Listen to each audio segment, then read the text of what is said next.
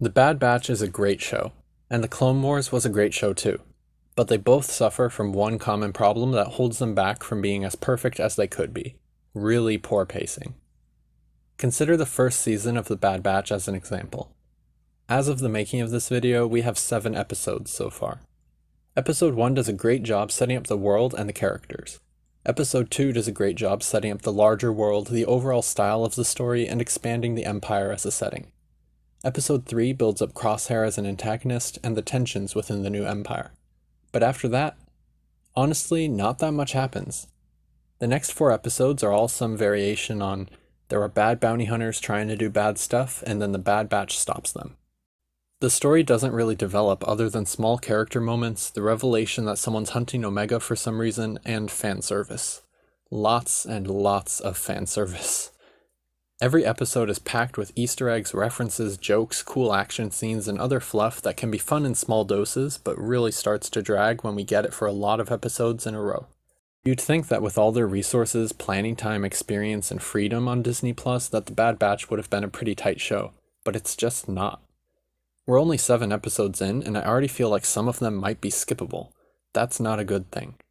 It's probably that The Bad Batch is just trying to find its footing in the first season, but The Mandalorian had this problem too, actually. Only in The Mandalorian it felt less like filler because we were so enthralled by the incredible live-action visuals. But in the animated series, with so much potential to explore the early days of the Empire, it's just very noticeable to me. And I'm not the only one feeling this. From talking with my friends and others, a lot of people seem to be already burning out on The Bad Batch, at least for now until the show picks up a lot near its season finale. My friends over at Two Star Wars Nerds have a video on this topic as well, which I've linked in the description. Go check it out sometime.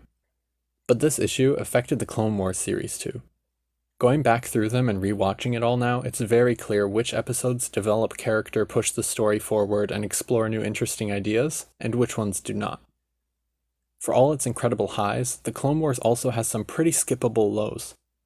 There are, of course, lots of people who love stories like the Mon Cala arc, the Droid arc, etc., but they really do slow the story to a grinding halt, which is really, really bad in our modern age of binge-watching on streaming services.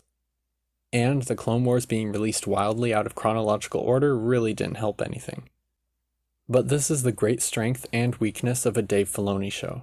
Incredible highs with amazing storytelling and character development, but only after you slowly slog through the filler moments.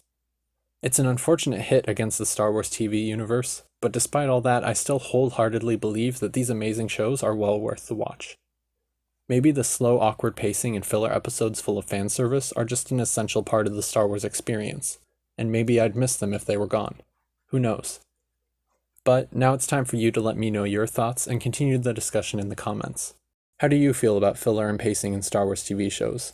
Are there any arcs or episodes that feel especially off or skippable to you? I look forward to reading your answers. So, until the next video, may the Force be with you.